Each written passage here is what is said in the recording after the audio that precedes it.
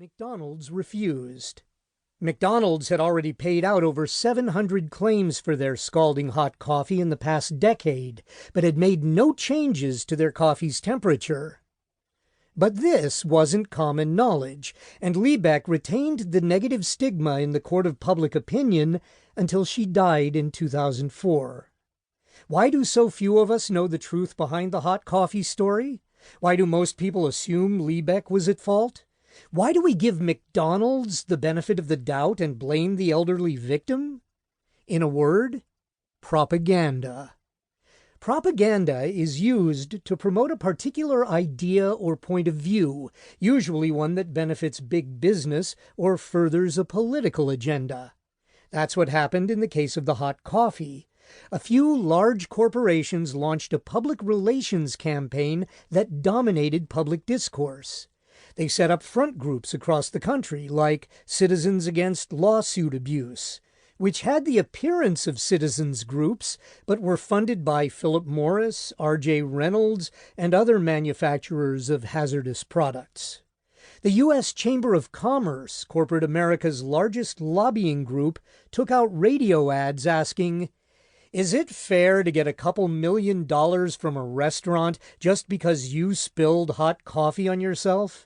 Of course not. It's ridiculous."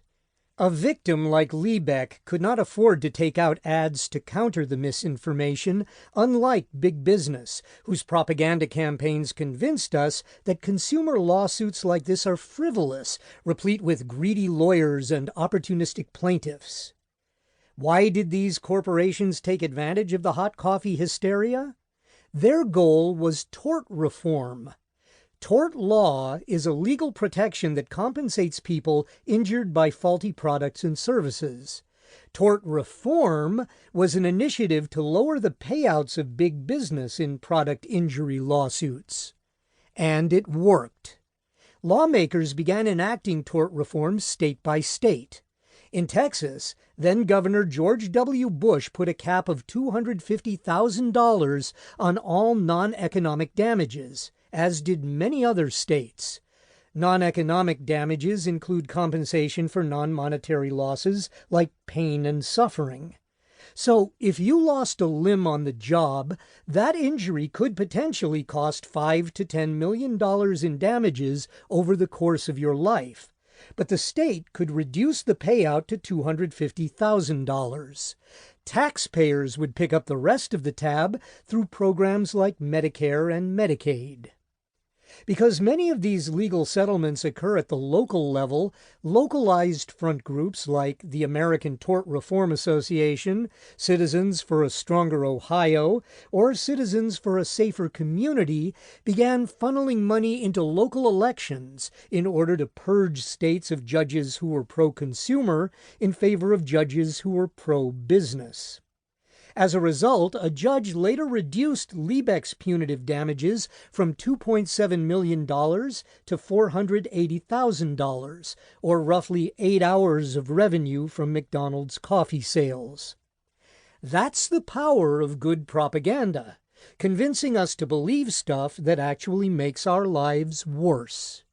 Successful propaganda is achieved through 5 key steps. 1. It reduces a complex story into a simple black and white narrative.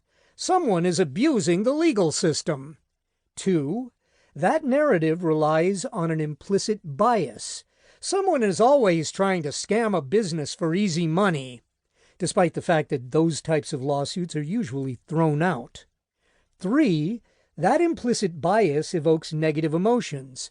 I'm disgusted by that swindle and have contempt for the person taking advantage of the system. 4. Those negative emotions divide people into in-groups and out-groups, creating an us versus them mindset. By focusing my negative emotions on the victim, I'm unintentionally siding with the perpetrator. 5. And all of this is done for the benefit of the power class. The only ones who benefit from me believing this story is big business, at the expense of consumers. Fortunately, in the past several years, many states have struck down some of these tort restrictions. But the mistruths of propaganda persist.